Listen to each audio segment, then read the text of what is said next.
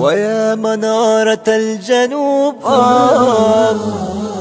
إريتريا يا درة البحر ويا منارة الجنوب.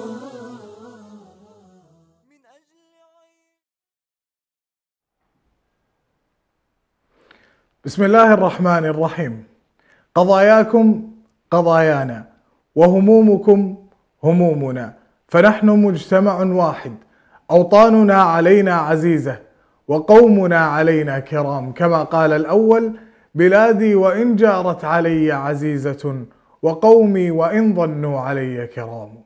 السادة المشاهدين في كل مكان، سلام الله عليكم ورحمته وبركاته، وأهلا ومرحبا بكم في برنامج قضايا إريترية، حيث صوتكم مسموع ورؤية النخب رشيدة.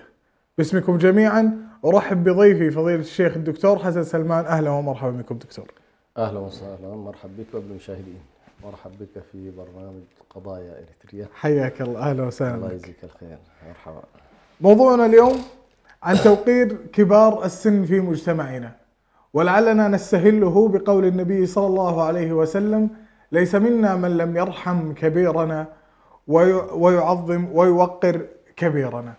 الحديث معكم فضيلة الشيخ الدكتور حسن سلمان. أصل الدين الإسلامي والشريعة في هذا بداية، ولعلنا نتطرق إلى هذا في بدء هذه الحلقة، عن توقير الكبير والعطف على الصغير. هذا الموضوع من هذا الجانب بداية. المايك لكم شيخنا، تفضل. بسم الله الرحمن الرحيم، الحمد لله رب العالمين، والصلاة والسلام على رسول الله الأمين وعلى آله وصحبه أجمعين. في البدء لا بد أن نؤكد على أن مسألة القوة والضعف يمر بها كل إنسان في هذه الحياة، وليست هي حالة خاصة فقط بكبار السن. فهذا الذي هو كبر اليوم وصار شيخا عجوزا أو شيخا كبيرا كان في يوم من الأيام كهلا، وكان شابا، وكان طفلا، وبالتالي هذه سنة تمر على الجميع. فإدراك هذه الحقيقة مسألة مهمة جدا في السياقات التي سنتكلم عنها، لأن من يرى نفسه اليوم هو قوي وأن الآخر محتاج إليه، عليه أيضا أن يتذكر أنه كان ضعيف في فترة من الفترات واحتاج إلى غيره، وسيكون كذلك ضعيفا وسيحتاج إلى الآخرين. والله سبحانه وتعالى أكد على هذه المراحل العمرية في عدة آيات من كتاب الله تبارك وتعالى، اللي هي الإشارة إلى طبيعة الخلق في مناط الاستدلال بها على الخالقية، أن الله سبحانه وتعالى هو الخالق، وفي مسار أيضا آخر وهو مسار الإحياء مرة أخرى، كما قال الله سبحانه وتعالى: يا أيها الناس إن كنتم في ريب من البعث فإنا خلقناكم من تراب ثم من نطفة ثم من علقة ثم من مضغة مخلقة وغير مخلقة لنبين لكم ونقر في الأرحام ما نشاء إلى أجل مسمى. قال: ثم نخرجكم طفلا ثم لتكونوا شيوخ إلى آخر الآيات. ثم نخرجكم، ثم أشار إلى قضية أرذل العمر، ومنكم من يرد إلى أرذل العمر، يعني بعض الناس يعيش حتى مرحلة عمرية معينة وهي مرحلة الشيخوخة وكذا، ومنهم من يتوفى قبل ذلك. فهذه المسألة، هذا التسلسل لا بد من مراعاته. كذلك في سورة غافر أيضا نلاحظ نفس المعنى يصاب بطريقة أخرى، وهي قول الله تبارك وتعالى: هو الذي خلقكم من تراب، هو الذي خلقكم من تراب ثم من نطفة ثم من علقة ثم لتبلغوا أشدكم ثم لتكونوا شيوخا. أشار بنفس الطريقة، لاحظ أشار أيضا إلى قضية. فهنا أنت أمام تسلسل، وهو مرحلة الطفولة ثم مرحلة أن تبلغ أشدك.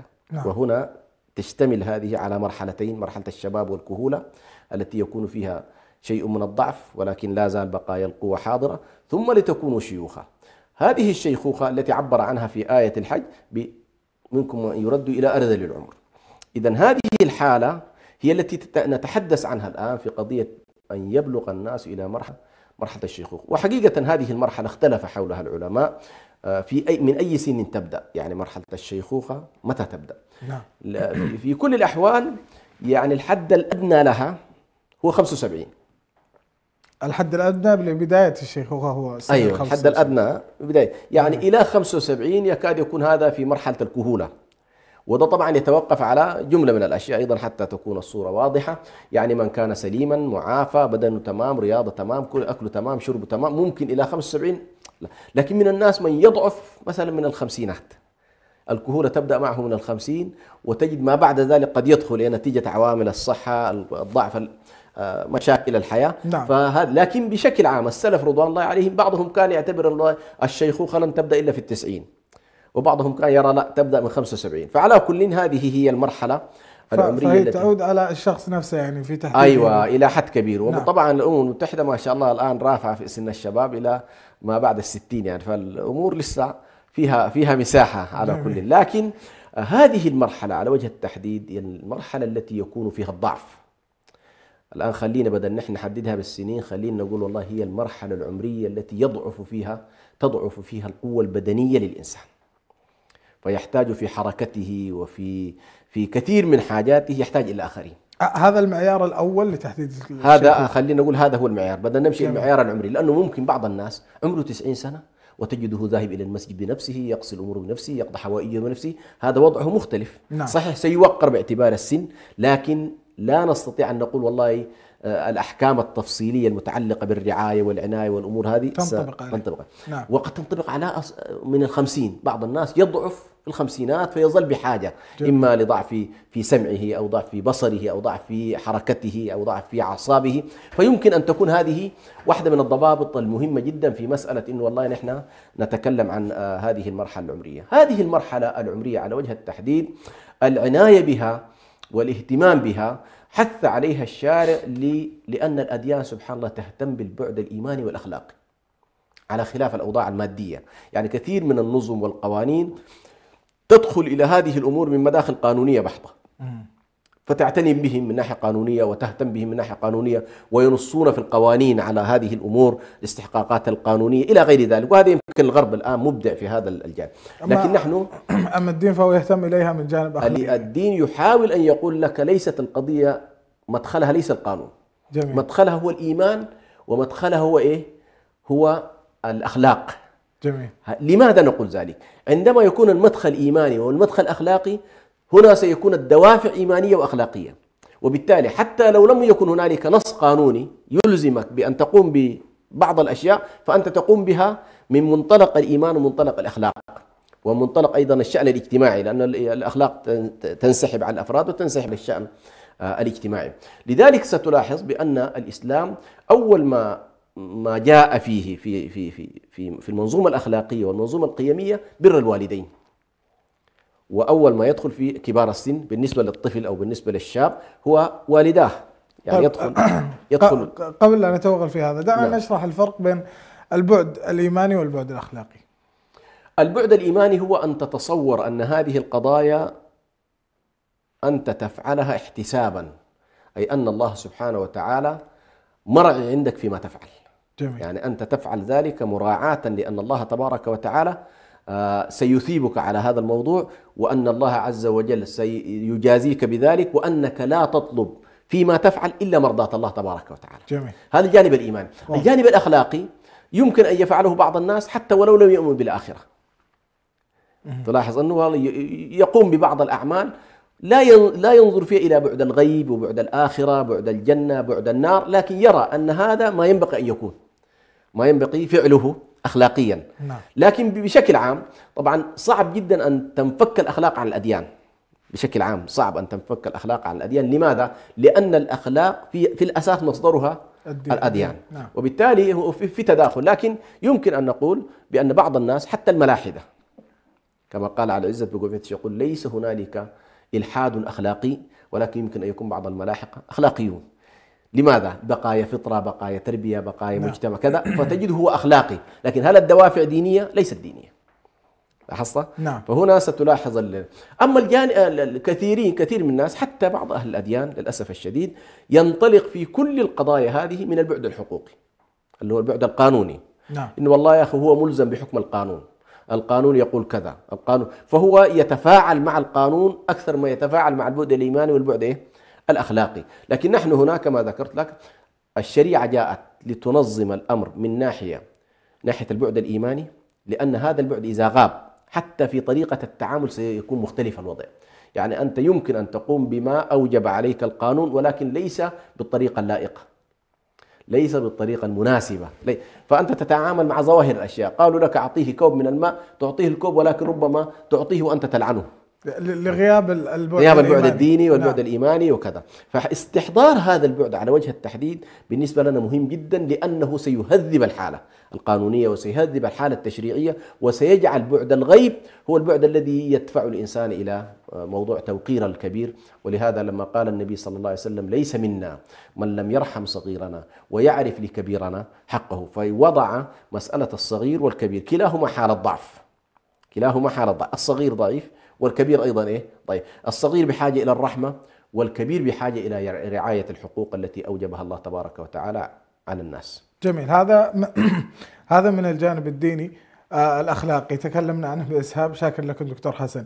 كيف من ناحية اجتماعية كيف يتم معاملة كبار السن في الداخل الإريتري، أو كيف لنا أن نوصل الصورة الصحيحة والأكمل لطريقة التعامل مع كبار السن؟ تفضل. طيب، قبل ما آتي إلى الكيفيات، لأن الكيفيات كما يقول هي آليات. جميل. آليات التطبيق. لكن نحن الآن عرفنا ما هو الكبير وطبيعته ونفسيته وأموره. الكبير دائما يعني يحتاج إلى التوقير، يحتاج إلى الاحترام، يحتاج إلى العناية، يحتاج إلى الاهتمام، هذه كل احتياجاته. نعم. والشريعة جاءت لتقول لك: والله أنت مطالب فيما يتعلق بالكبار بأن تعاملهم بالبر، وأن تعاملهم بالرعاية، وأن تعاملهم بالكلمة الطيبة.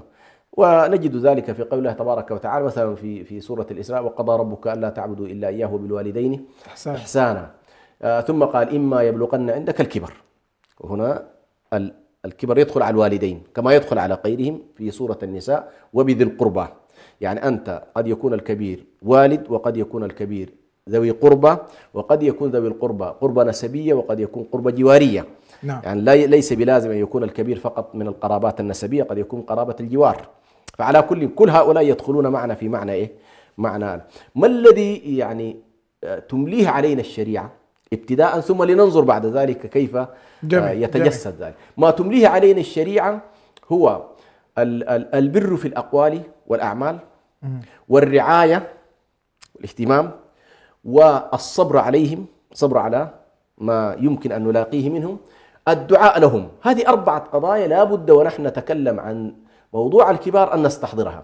فمثلا فيما يتعلق بالجانب الأول البر في الأفعال والبر في الأقوال، يدخل فيها الكلام وطبيعة الكلام التي ينبغي أن نتعامل بها مع الكبار. فالكبار في طريقة التعامل، طريقة الكلام، يحتاجون إلى كلام لين، إلى كلام فيه توقير، إلى كلام فيه احترام. أيضا فيما يتعلق بالكلام عليك أن تصغي إلى كلامهم وتستمع إليهم، وأن تجيد هذا الموضوع، ألا تتعامل معهم بطريقة الصياح. كل ذلك يدخل معنا في البر في الأقوال. جميل. تأتي إلى البر في الأفعال. يدخل البر في الأفعال كل قضايا الرعاية بشكل عام، رعاية الظاهرة الكبار. نعم. أن نهتم بهم وأن نرعاهم، سواء كانت هذه الرعاية رعاية جسدية بحيث الاهتمام بأكلهم وشربهم وعلاجهم وما يحتاجونه في الجانب الجسدي.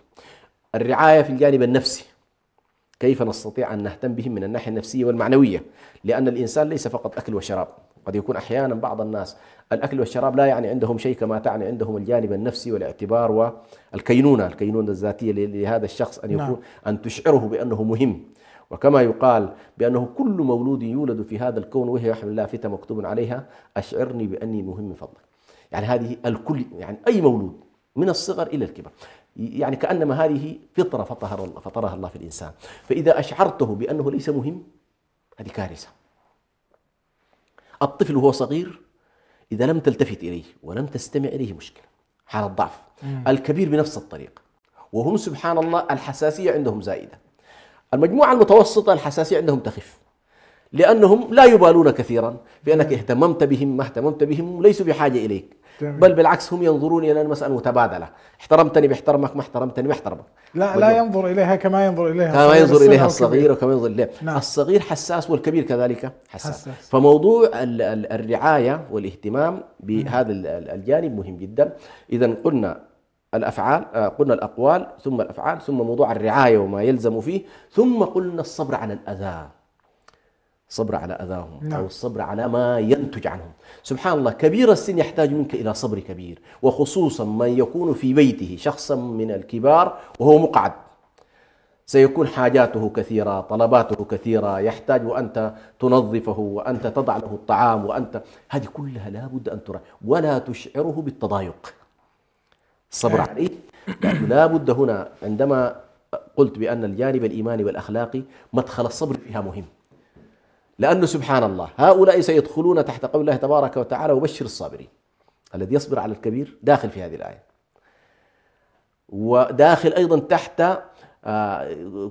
إنما يوفى الصابرون أجرهم بغير حساب. فإذا دخلت أنت من هذا الباب مع الكبير سيكون الموضوع ستجد فيه متعة، ولا تتعامل معه بأن والله شغلك أو آذاك أو كذا. لا بد أن يكون هذا الموضوع أيضا. النقطة الرابعة، الشريعة جاءت أيضا لتعلمنا موضوع الدعاء لهم.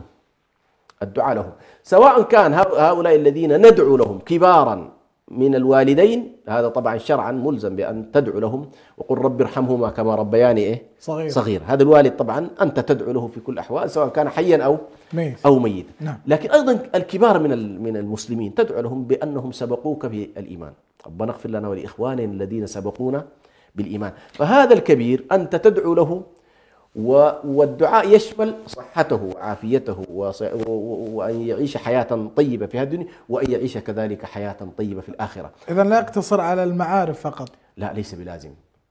هنا الدعاء ستدخل على سبحان الله كل الذين سبقوك. نعم. سواء كانوا أحياء أو كانوا أموات بطبيعة الحال يعني. فهذه مسألة مهمة جدا فيما يتعلق بالأحكام التي يجب أن يتصورها الإنسان. لأنه أحيانا، لما أقول ذلك، أحيانا بعض الناس تكون المشكلة عنده في طبيعة تصور الحقوق. ما هي الحقوق الواجبة تجاه هذا الشخص؟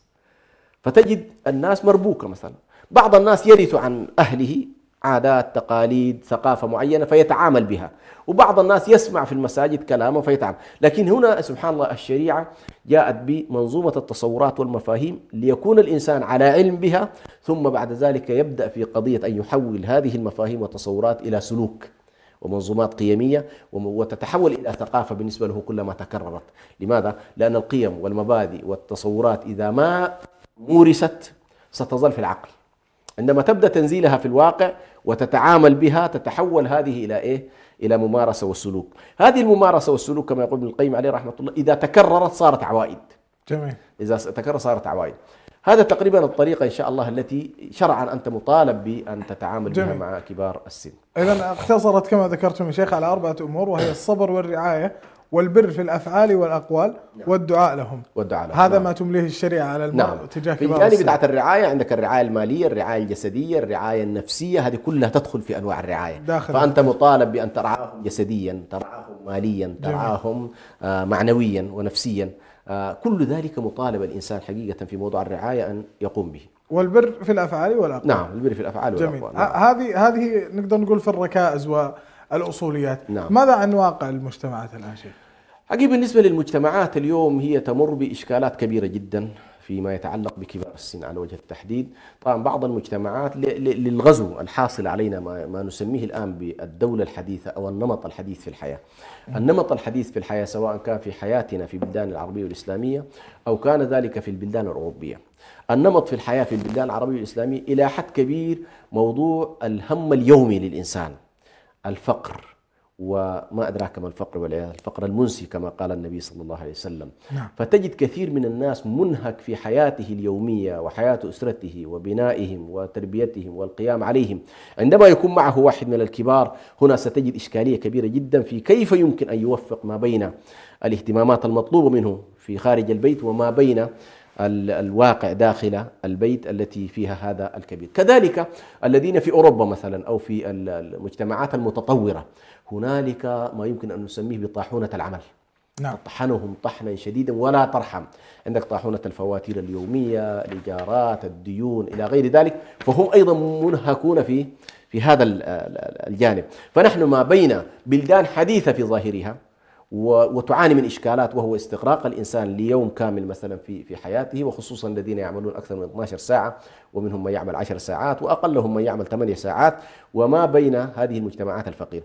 هنا ستلاحظ بأن التفاوت ما بين الأمرين فقط هو تفاوت في الدرجة. نعم. تفاوت في أحيانا قد يكون البلدان الفقيرة فيما يتعلق بالتعاطي النفسي، التعاطي الاجتماعي، التعاطي بالرحمة، بالمودة، بالشأن الاجتماعي أرحم في البلدان الفقيرة.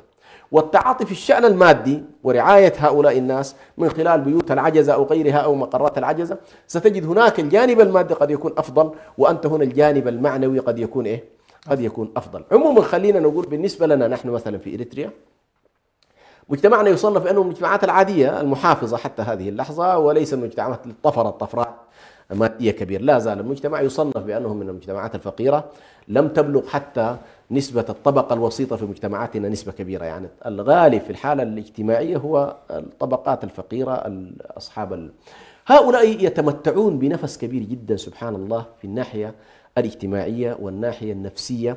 ولذلك يشير كثير من المفكرين والأدباء، منهم علي عزت بيغوفيتش ومنهم عبد الوهاب المسيري وغيرهم، بأن كلما كان المجتمع أقرب إلى الطبقات المتدنية كلما زادت فيه مساحات الرقي الاجتماعي والرقي الروحي والمعنوي. وش ما الرابط في هذا؟ الرابط في هذا سبحان الله، الإنسان الذي لم تطغى عليه الحياة المادية متشبع بالحياة الروحية. عجيب. أي. وكلما تشبعت ماديا كلما حصل فيك الخواء الروحي. فهذه على كل كظواهر اجتماعية موجودة. ستلاحظ أن مجتمعات البدو والقرى والأرياف وكذا سيجد فيهم المحنة والرأفة والتماسك الاجتماعي والأسرة الممتدة والتكافل وغير ذلك. كلما دخلت إلى المدن كلما ضاقت هذه المساحة، لدرجة أن الناس يصلون في بعض المراحل إلى ما يمكن أن نسميه بالسجون الضيقة المغلقة، اللي هي الشقق المقفولة التي لا يعرف فيها الجار جاره.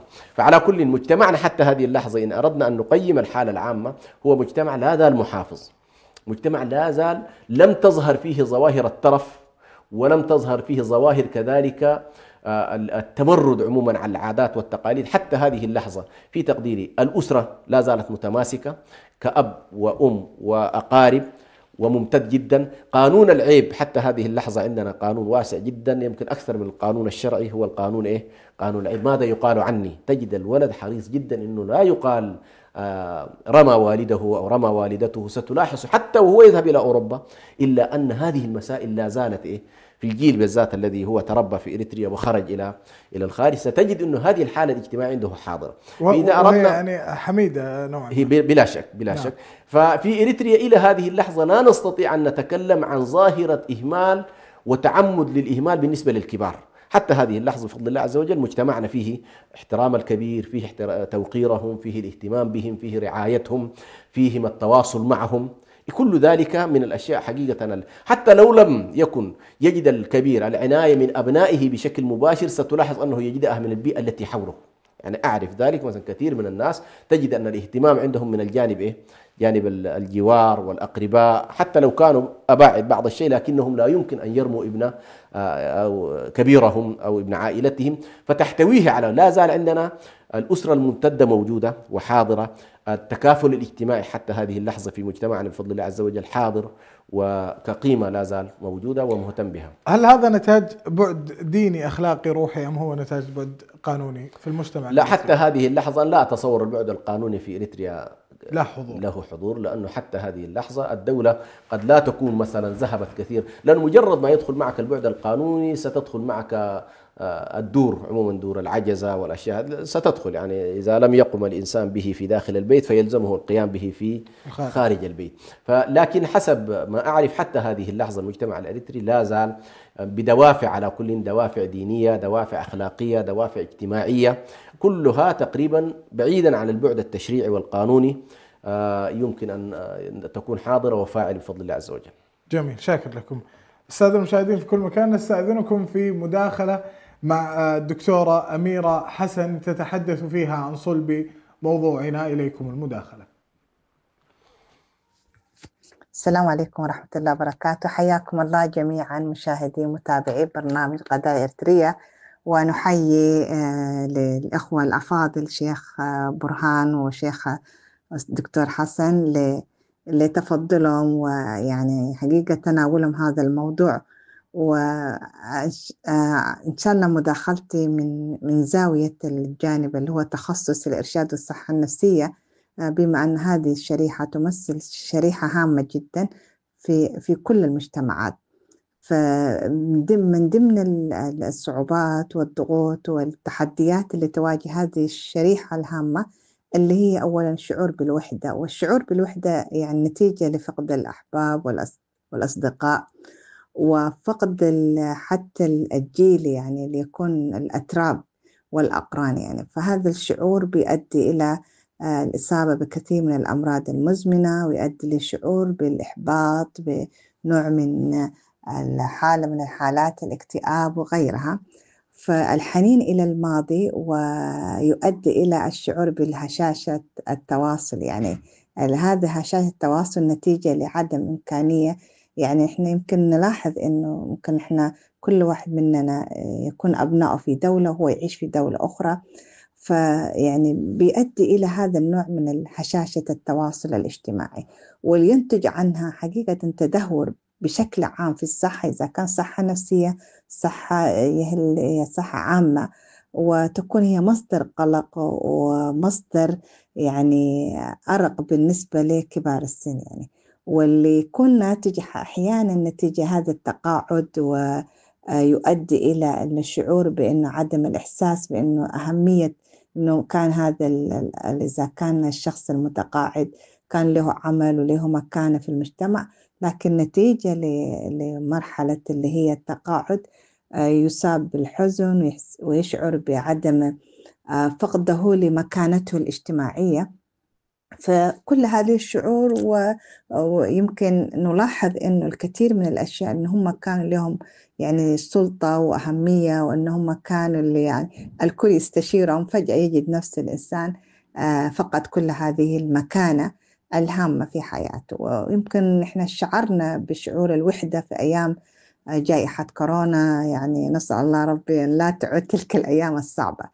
أما بالنسبة للحلول أرى أنه يعني يا حبذا تكون هنالك يعني أولا تعزيز البرامج الأسر الممتدة من خلال دمج الأجيال. يعني مثلا إحنا عندنا أجيال أبنائنا اللي هم الأجيال الساعدة، لو تم إقامة برامج يستفادوا من خبرات كبار السن، بالإضافة إلى أن يكون هنالك برامج التواصل المجتمعي في كل دولة. ممكن يكون جمعيات، روابط، مراكز، أندية يستفاد من خبراتهم من إمكانياتهم، وهذا يؤدي للشعور بالامتداد العطاء. يعني الإنسان يشعر قيمته بعطائه، بأنه ما زال هو يعطي في هذا المجتمع، له مكانة، ليكون هو عنده مساهمات في إطار هذا المجتمع. وبالإضافة لبرامج اللي هي برامج الخدمة الإرشادية ممكن تقدم في شكل حلقات، في شكل جلسات جماعي، والنشاط البدني. يعني للأسف الناس تفتكر إنه النشاط والرياضة فقط للشباب يعني وللصغار، لكن هذه الفئة تحتاج لأنشطة بدنية، وهذه الأنشطة بتعود بالنفع في الصحة العامة. بالإضافة إلى برامج التطوعية، يعني حقيقة كبار السن لهم من الخبرة، لهم من العلم، لهم من الإمكانيات، لو نحن وظفناها بشكل فعلا عملي، ويتم وضع برنامج متكامل ويتم في مشاركة المتخصصين في هذا المجال، خاصة تخصص العلوم الاجتماعية بالإضافة لمجالات الصحة بشكل عام. فهذه هي يمكن حاولت أن ألخص بعد الأفكار وبعد الأنشطة اللي ممكن تدعم هذه الشريحة الهامة في المجتمع، واللي تعتبر هي بالنسبة لنا هي يعني ثروة، حقيقة ثروة مجتمعية. نحتاج لو وظفناها بشكل صحيح أبنائنا يستفيدوا.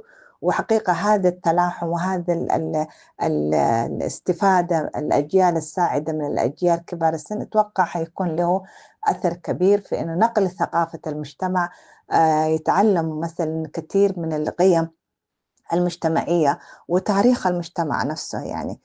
وخاصة نحن نعيش الآن يعني في عالم الكل أصبحت فيه العزلة كأنه هي يعني شيء لا مفر منه يعني.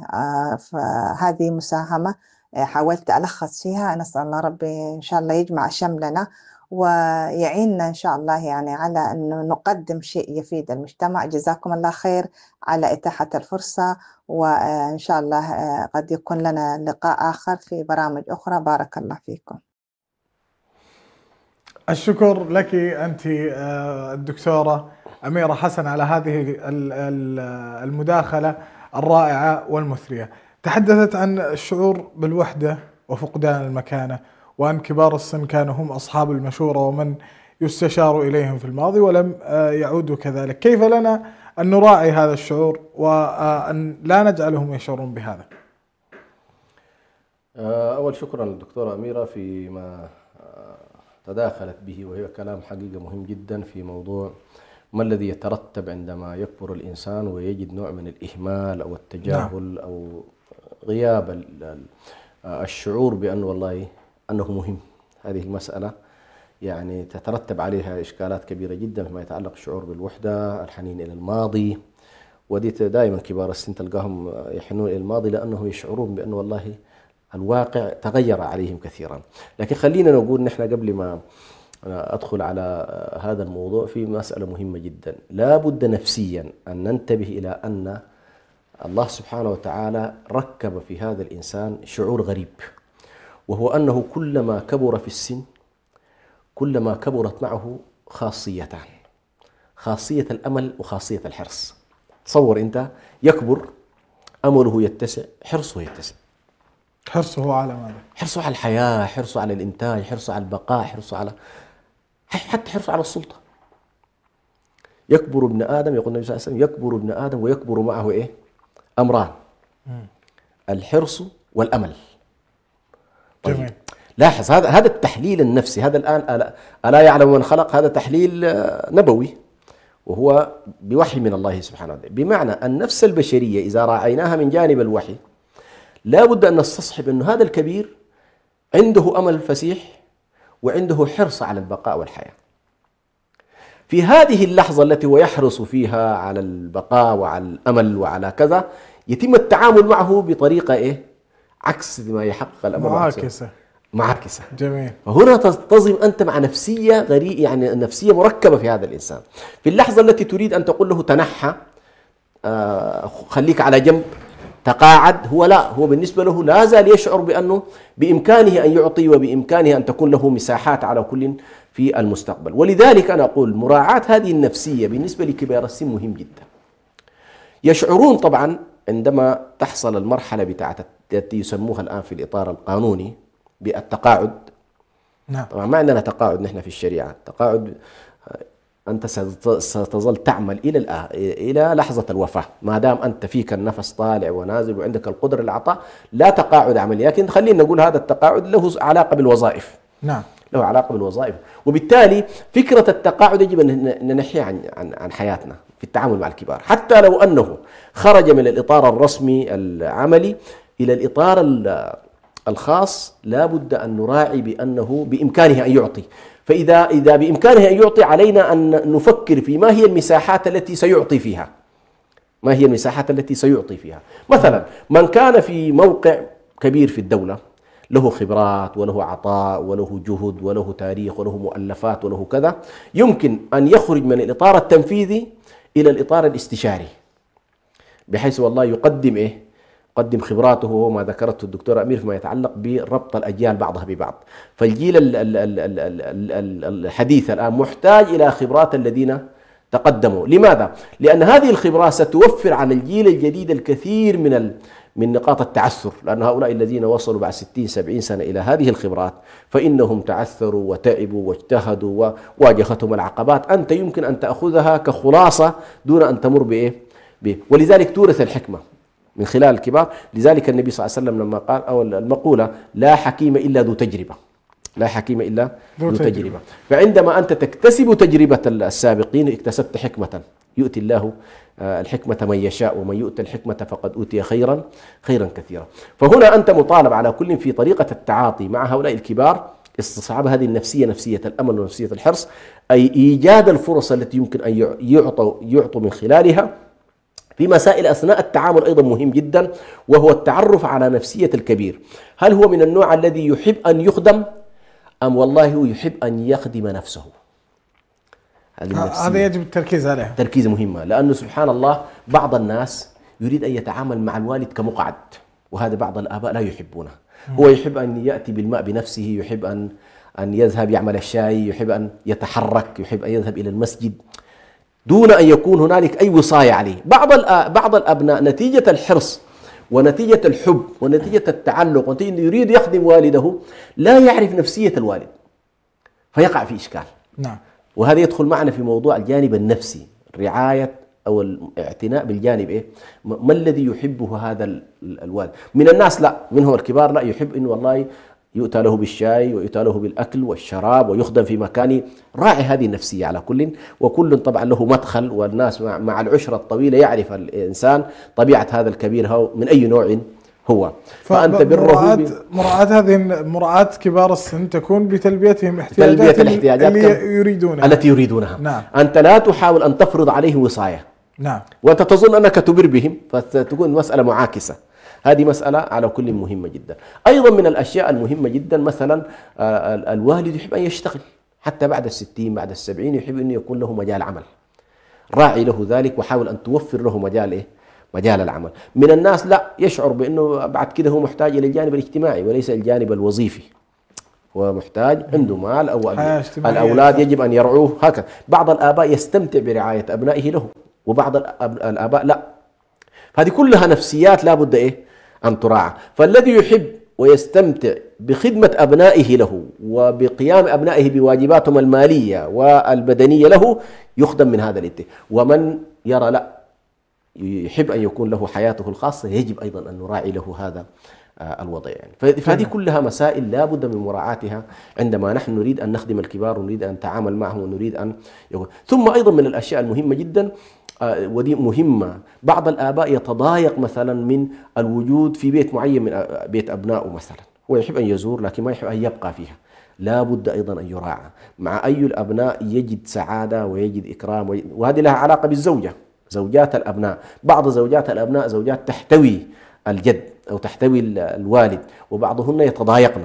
فأنت لا بد أيضا هذا أن تراعيه، إما بنفسك، لأن بعضهم لا يحب أن يتكلم، لكن عمليا أنت تشعر بأنه هو مرتاح ولا غير مرتاح. هل يلزم الرجل في هذا أن يراعي اختيار زوجته؟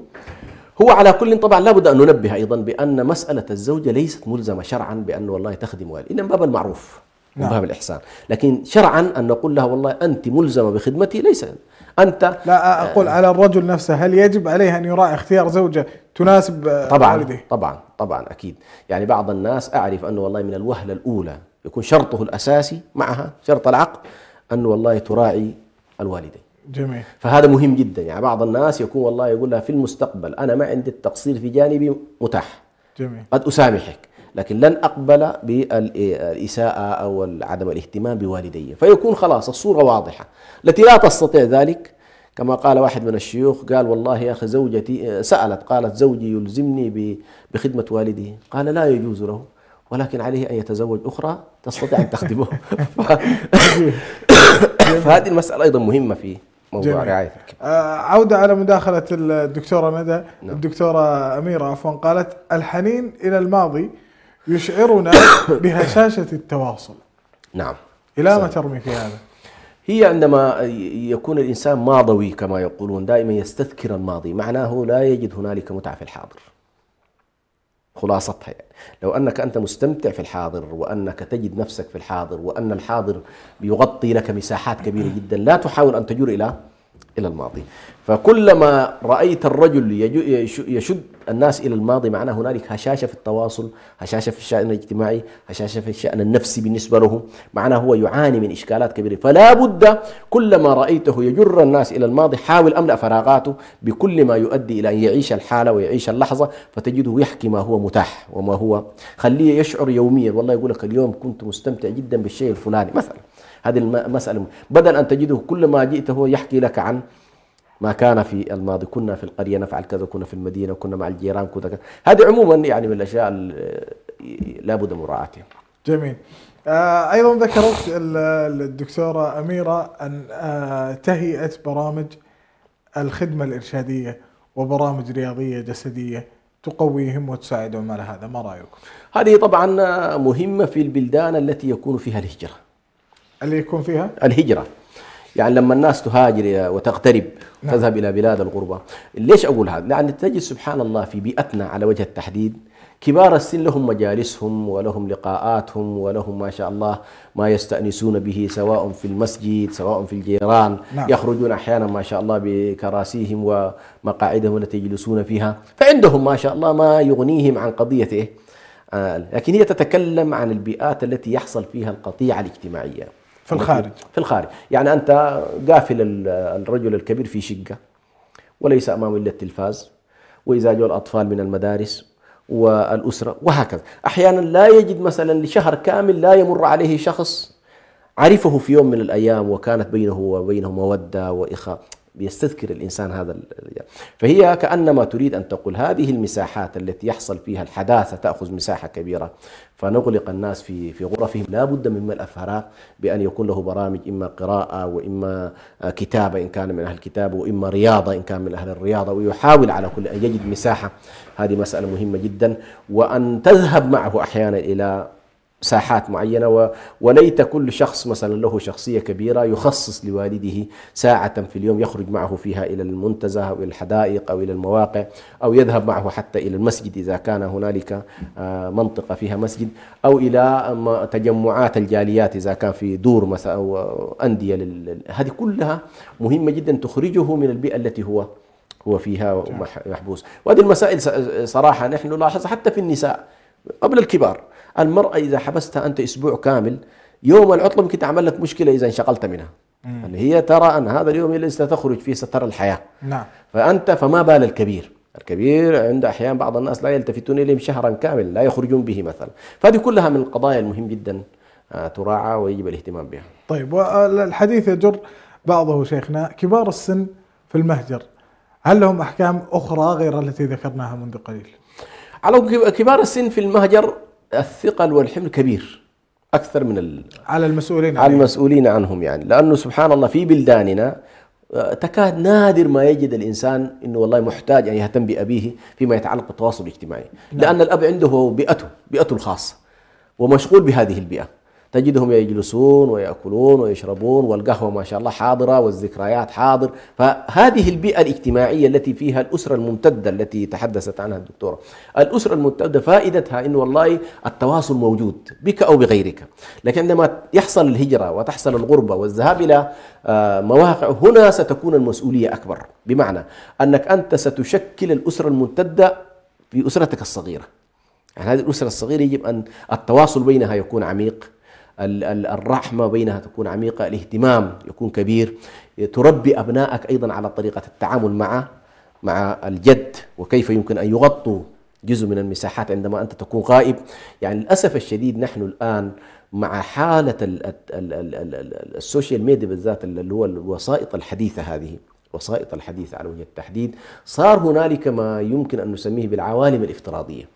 فالأبناء تجدهم في البيت لا يتكلمون مع الكبير ولا يؤانسونه ولا يستفيدون من تجربته ولا يستمعون إليه، وكل واحد منهم منشغل بإيه؟ منشغل بعالمه الافتراضي وناسي هذا العالم الحقيقي الذي في البيت. عندك رجل كبير، عندك أسرة، عندك عندك أطفال، عندك إخوان. هذه واحدة من القضايا على كل التي لا بد من الالتفات إليها. والأبناء يربون، يعني الوالد واحدة من مهامه عندما يكون كبير السن داخل البيت أن يربي أبنائه على طريقة التعامل مع جدهم أو مع والده، حتى يستطيعوا إذا غاب الوالد أن يقوموا بأفضل ما يكون فيما يتعلق بالاهتمام والرعاية والبر وغير ذلك. جميل. رسالة أخيرة دكتور حسن لكبار السن وللمسؤولين عنهم. عموما ما يمكن أن نقوله في موضوع كبار السن هو قول النبي صلى الله عليه وسلم: ليس منا. والحديث خطير يعني حقيقة، مع أنه هو ينفي كمال الإيمان لكن لا ينفي أصل الإسلام. فالإنسان الذي يقوم ببر الوالدين أول يقوم بأعظم قيمة بعد توحيد الله تبارك وتعالى فيما يتعلق بالحقوق الإنسانية. ستلاحظ بأن بر الوالدين ثم بر الكبار السن هو من أوائل القيم الإنسانية التي ارتبطت على كل بتطور الإنسان في التشريع. وكلما كان المجتمع يعكس صورة طيبة تجاه الضعفاء ومنهم الكبار، فإن ذلك المجتمع فيه على كل بقاء. للحيوية وبقاء كذلك للأخلاق في هذا المجتمع.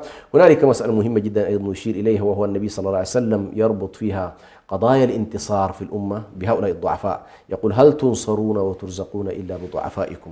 فعلى الإنسان أن يستحضر هذا المعنى عندما يقول النبي: والله النصر والأرزاق مكفولة بهؤلاء الضعفاء. وجود الضعفاء بيننا رحمة وليس عذاب، وجود الضعفاء بيننا رزق وليس صرف، وجود الضعفاء بيننا انتصار وليس هزيمة. فهذه المعاني إذا استحضرناها سيكون طريقة التعامل مع كبار السن مختلفة تماما. والنبي صلى الله عليه وسلم عندما قال: إنما تنصرون وترزقون بضعفائكم، قال: بإخلاصهم ودعائهم، فهم أيضا من الذين إن شاء الله تحضر معهم البركة. ولهذا النبي صلى الله عليه وسلم كان يقول: كبر كبر، يعني لا بد من رعاية بورك لأمتي في كبارها، بورك لأمتي في كبارها. شاكر لكم دكتور حسن. الشكر لكم أنتم متابعين مشاهدينا الأفاضل في كل مكان على حسن الاستماع والمتابعة. نكرر باسمكم جميعا شكرنا لفضيلة الشيخ الدكتور حسن سلمان. نشكر لكم هذا الترحيب. أهلا وسهلا، جزاك الله خير وبارك الله فيك. حياك الله. أحسن إلى الناس تستعبد قلوبهم، فلطالما استعبد الإنسان إحسانه. إلى حلقات أخرى في نفس الموعد من كل أسبوع. دمتم بود. إريتريا يا جارة البحر ويا منارة الجنوب، إريتريا يا درة البحر ويا منارة الجنوب، من أجل